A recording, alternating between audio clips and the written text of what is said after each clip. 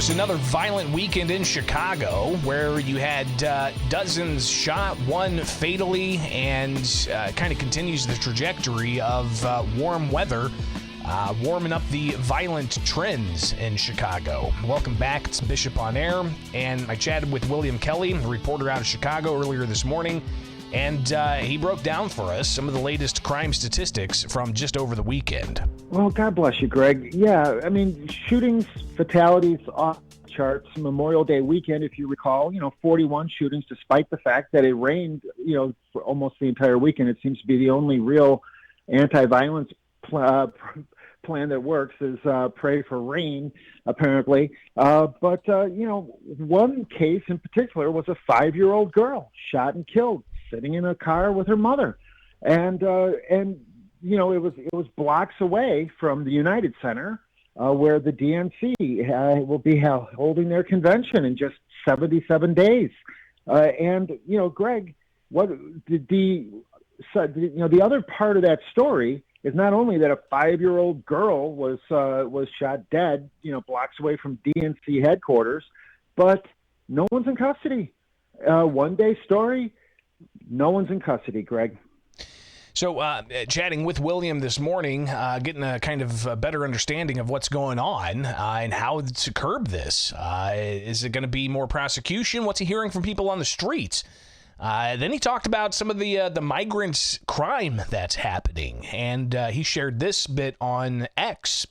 You can follow him. Just search Chicago reporter William Kelly.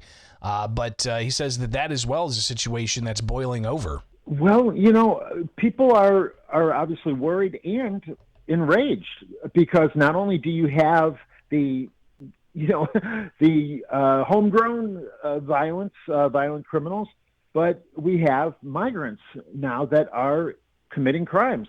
One in particular was a brawl, get this, Greg, that involved 80 people. That's the kind of thing that, you typically turn on the news, and you see some brawl in, in Venezuela, right? Well, of course, this brawl took place right outside of a migrant shelter of mostly military-aged men from Venezuela, the former Standard Club of Chicago, which was Chicago's premier private club, which has been housing these migrants.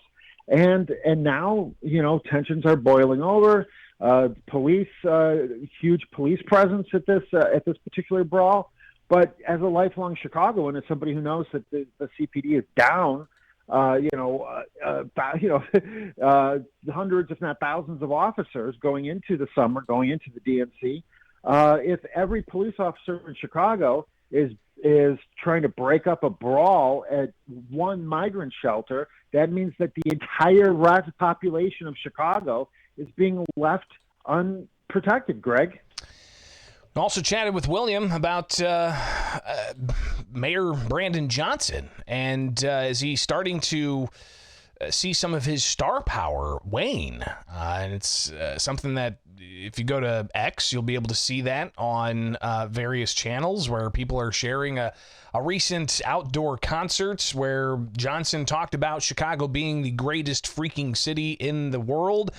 But there wasn't much enthusiasm. Here's more of William and his understanding what happened there. Oh, it's embarrassing, Greg. I grew up believing that the mayor of the city of Chicago was the most important job in the world, and that the mayor was the most powerful man in the country, that it was the mayor of Chicago that decided who the president was, okay? Now we have the DNC coming to town, and Mayor Johnson's getting booed at a house music festival. I don't know how he's going to be able to blame this one on Trump, but apparently, yesterday at Millennium Park, he was booed by a crowd of house music fans. I don't have to tell you, he wasn't exactly given everything he wanted from the Illinois State Legislature. They rejected his biggest agenda items.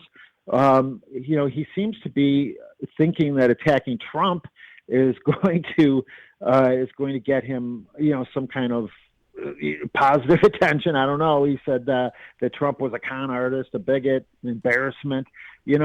Sadly, it seems like a lot of these it sounds like projection. It sounds like a lot of his criticism of Trump could very well be applied to him. And I go back to the 5-year-old girl, Greg. This might be why people don't have confidence or losing confidence, I should say, in Mayor Johnson. One day story, 5-year-old girl shot dead, sleeping in a car, blocks away from DNC headquarters, Greg. Pretty remarkable stuff. Again, thanks to William Kelly for sharing with us his thoughts on some of the headlines out of Chicago from the past week. It's just staggering to see that. So we'll definitely connect with William again in the near future. Like, subscribe, hit that notification bell, and join me each and every weekday morning here with Bishop on Air, where we break down what's going on and hopefully keeping you more informed in the process.